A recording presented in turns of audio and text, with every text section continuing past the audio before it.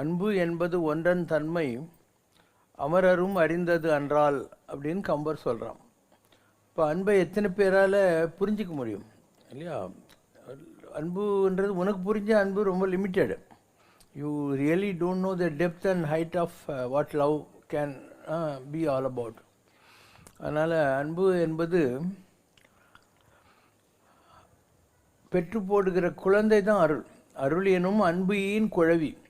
இப்போ நாங்கள்லாம் இன்றைக்கி ஏதோ அருளோடு இருக்கோன்னா அது அன்பிலிருந்து ஆரம்பித்தது. ஒரு மாங்கொட்டையை சாப்பிட்டு துப்புற அது ஒரு சேப்ளிங் ஆகி ஒரு மாமரம் ஆகி அதில் நூற்றுக்கணக்கான மாம்பழம் வருது. அது மாதிரி அன்பில் இருந்து தான் அருள் என்ற பழம் வருது. அதுக்கப்புறம் அதில் நிறைய அன்பு வந்துக்கிட்டே இருக்கும். அதனால் நீ நினைக்கிற அளவுக்கு அன்புங்கிறது ஏதோ ஒரு பையன் இல்லை பொண்ணு யாரோ ஒருத்தர் பார்த்து ஐ லவ் யூ அப்படின்ற மாதிரி இல்லை. இல்லை, இட்ஸ் எ வேர்ட், அவ்வளோதான். நீங்கள் உங்களை பொறுத்த மாத்திரம் ஐ லவ் யூ அப்படின்னு தீர்ந்து போச்சு. ஆனால் அது நீங்கள் நினைக்கிற மாதிரியாக சாதாரணமான விஷயம் அல்ல. உண்மையான அன்பு என்பது மக்களுக்கு புரியறதுக்கு ரொம்ப கஷ்டம். அன்பகத்தில்லா உயிர் வாழ்க்கை வன்பார்க்கன் வற்றல் மடம் தள்ளித்தட்டுங்கிறார். அன்பு இல்லாத வாழ்க்கை ஒரு வறண்ட பாலைவனத்தில் பட்டு போன ஒரு மரம் இருக்கிற மாதிரிங்கிறார். அப்போ லவ்ங்கிறது என்ன? சுயநலம் இல்லாது இருக்கிறது.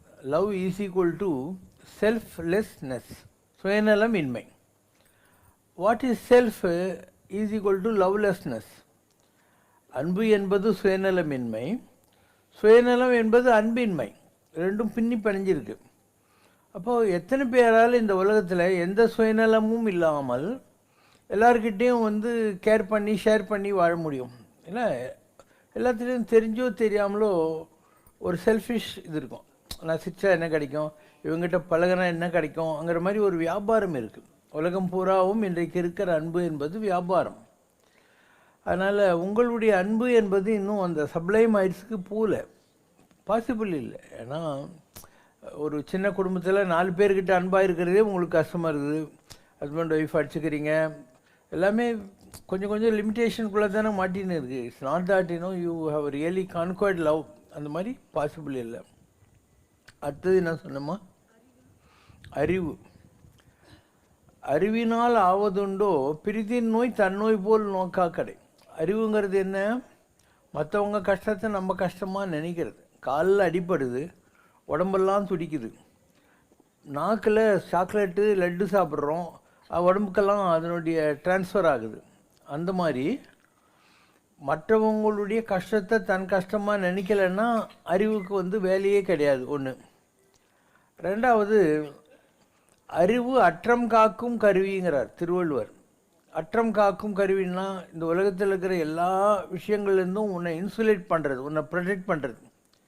செருவர்க்கும் சென்று அழிக்கலாகாத அரணுங்கிறார். எதிரிகள் கூட உங்கள்கிட்ட அறிவு இருந்தால், இப்போ ஒரு கத்தி வச்சுருக்கிற கன் வச்சுருக்கிற காலில் வச்சுடுவான்.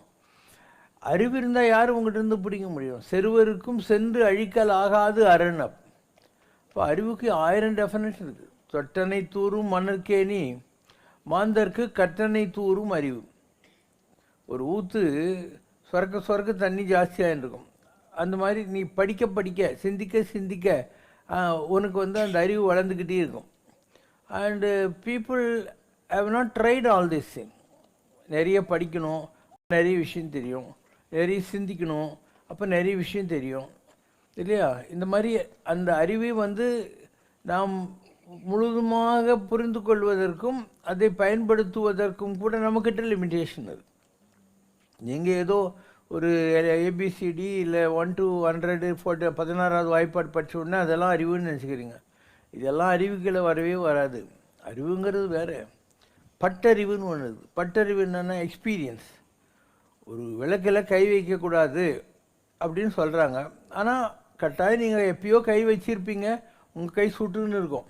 அதனால் இப்போ நான் போய் அந்த விளக்கில் கை வச்சுட்டு வானாங்க, நீ வைக்க மாட்டேன். அதுதான் பட்டு அறிவது. அறிவுனுடைய one format experience, exposures to different situation. அது எடுத்து உடனே வந்துடுமா? எவ்வளோ விதமான வாழ்க்கை அனுபவங்களை நீங்கள் பெற வேண்டியிருக்கும். அப்புறம்தான் அந்த அறிவுங்கிறது வரும். அப்போ கற்றதனால் ஆய பயன் என்கொள் வாலறிவன் நற்றால் தொழாரேனேன். படிப்புனால வராது, கடவுளை புரிஞ்சுக்கணும். அதுக்கு என்ன பேர்? வாலறிவு. எல்லாத்த விட பெரிய அறிவு என்ன? கடவுளே அறிவது. அது எத்தனை பேர் ட்ரை பண்ணுறாங்க இந்த உலகத்தில்? கடவுளை கும்பிட்றவனை விட கும்பிடாதவன் தான் மோர் பாப்புலேஷன். இன்னும் சொல்லப்போனால் கடவுளை கும்பிட்றேன் நான் இந்த மதம் அந்த மதம்னு சொல்லி அடிச்சுக்கிறவன் தான் ரொம்ப பேர் இருக்கான். இப்போ அந்த அறிவு கூட இன்றைக்கி யூஸ் ஆகலை. அதனால தான் ஆதிசங்கரர் காசிக்கு போகிறாரு. அப்போ ஒரு பாட்டு பாடின்னு இருக்காங்க அவங்க. கிராமர் அவங்க படிச்சுட்டு இருக்கிறது காசியில் பண்டிதர்கள்லாம். அதுக்கு பேர் டுக்குருங்கரணே. உங்கள் ஊரில் நேரிசி ஆசிரியப்பாலாம் சொல்கிறீங்களே அந்த மாதிரி. இப்போ ஆதிசங்கரர் சொல்கிறார், இதெல்லாம் படித்து என்னடா கிழிக்க போகிறீங்க? பஜகோவிந்தம் பஜகோவிந்தம் கோவிந்தம் பஜ மூடமதே.